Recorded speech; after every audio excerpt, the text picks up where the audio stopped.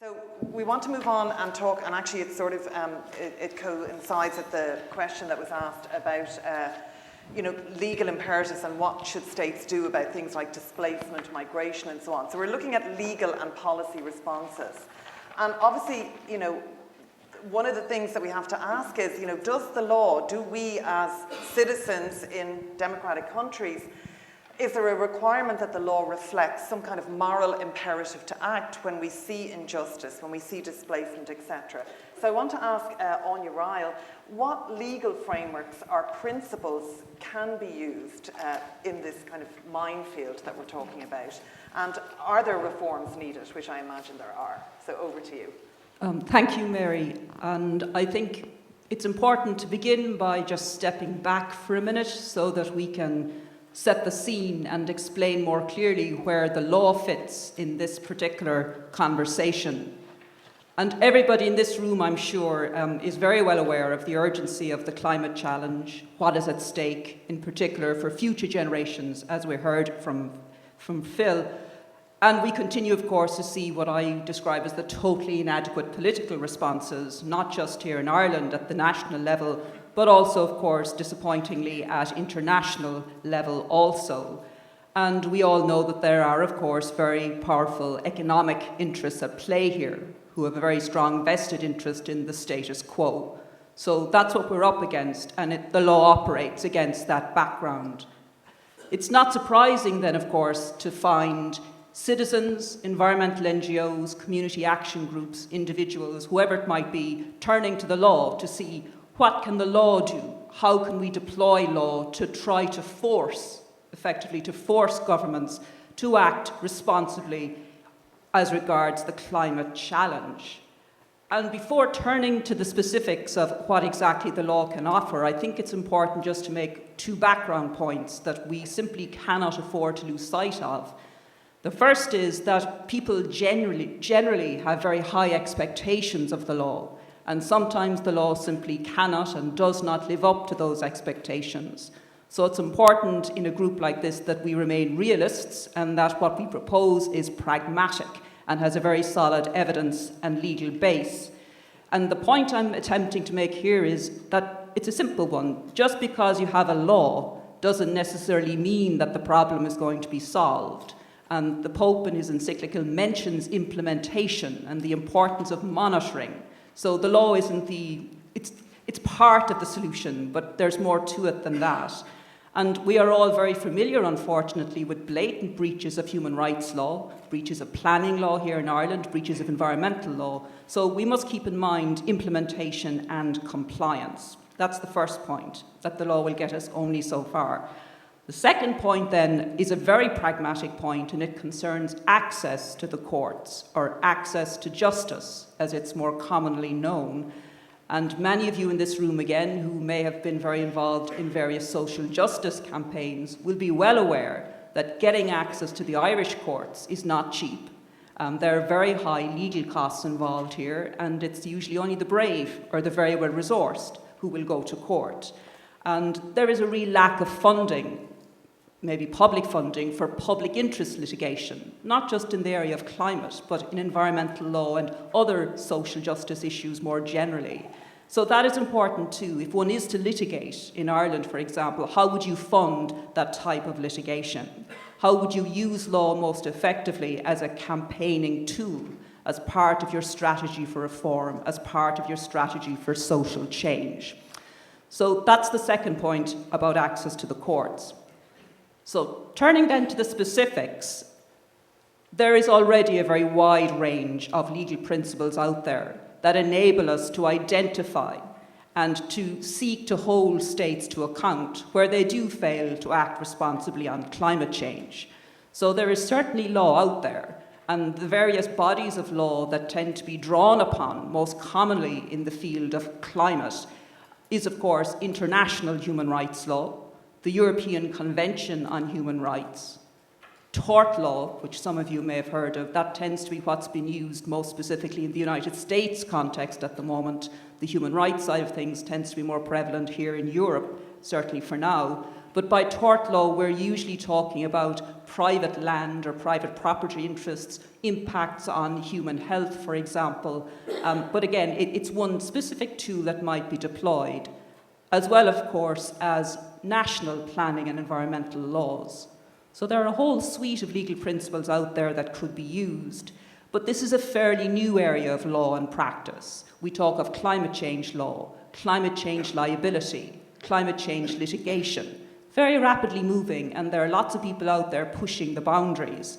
And I suppose my job today, I see it as being to give you some possibilities or some templates, some examples as to where things might perhaps evolve here in Ireland. And what lawyers in this field are effectively doing is they're taking pre-existing legal principles that are well known to all of us. We heard Mary Robinson yesterday speak about how her foundation is using climate justice to develop a more human rights framework around the whole climate challenge. And that's a very powerful approach, and it's gathering momentum through organisations like the International Bar Association and others. So there are a lot of things happening. But for us in Ireland, what we need to do is to effectively fit those legal principles into the climate challenge, or essentially try to crowbar the issues that we're trying to address into pre-existing principles. And that requires innovation, it requires imagination on the part of lawyers, and it requires brave plaintiffs to step up, willing to move these things forward and move through the courts if necessary. And there is one very interesting case that's currently working its way through the courts in the Netherlands. Many of you will have heard of this case. It's the Urgenda Foundation's case, which is a case being taken by this Urgenda Foundation against the Dutch government. It involves over 900 plaintiffs acting collectively, so this is a large-scale operation. It alleges very simply that the Dutch government is violating their rights by not taking sufficient action on climate change. Now, that litigation was filed in the District Court in The Hague in November 2013. The case was heard in court in April of this year, and we heard already how this conference's timing has been perfect with the encyclical, and would you believe, according to the Urgenda Foundation, judgment in that case is due to be delivered in The Hague tomorrow, June 24th. So what it'll bring, we're not sure, but it's certainly one to watch. I'm no expert in Dutch law, but I would imagine that if the result isn't what the government is happy with, they may well appeal to a higher court. So this is unlikely to be the end of that litigation. But it's important, I think, to just spell out very briefly what the essentials of that Dutch case are. Typical of much litigation, people seek declarations from the court, a statement that the government is in breach of particular obligations. And the declaration or the statement from the court that Urgenda are seeking is that global warming of greater than 2 degrees Celsius will lead to a violation of human rights worldwide. So they're certainly using the human rights framework and taking a very broad approach. They also want a declaration that the Dutch government is acting unlawfully by not contributing its proportional share to prevent global climate change. So again, a number of different perspectives here, and certainly a lot that we can learn perhaps from how this particular case has been crafted by the Dutch lawyers. And then, of course, this is the bite, the meat of the litigation. They want a court order. Now, there's no guarantee they'll get it. We'll have to wait and see. But they want a court order requiring, effectively, the Dutch government to drastically reduce Dutch emissions even before 2020 to the level determined by scientists to be such as to keep within the less than 2 degrees threshold. And that, according to your agenda, would mean reducing Dutch emissions by 40% by 2020. So they've taken the science and crowbarred it into their legal arguments. Crowbar is a bit inelegant, but that's effectively what has to be done here. This is a new area of law. We've seen it before in constitutional law and the evolution of modern environmental law, new ideas to be fitted into an old framework and then pushing things forward. So I would commend very much the Urgenda documentation to you. It's on their website. The summons, that's the legal case, it's nearly 200 pages long. It's full of science and law, the human rights side of things, much of the themes actually that we've heard, not just this morning, but yesterday as well. So perfect timing, as they say. Very quickly then, Belgium has then, the Belgian NGOs and individuals have followed the Dutch lead, and they too have now filed suit against their government. And I think this is beginning to gain momentum, and it's something we here in Ireland want to watch. If you're a lawyer, you never really want to be the first. You want to let the others go before you and see what happens. But sometimes, you know, it's good to be the first as well. But I think, you know, we just have to see what happens elsewhere. A point too that might be of use for those of you who are really interested in this area, there is a lot happening worldwide. This isn't an environmental law conference, so I'm just picking some of the best incidents. But Columbia Law School in New York have a very, very impressive climate litigation database where they've effectively tracked all the climate litigation right throughout the world, and they've set it out by jurisdiction if you want to see what's happening where, and they do keep it fairly up to date, so I would recommend that resource to you.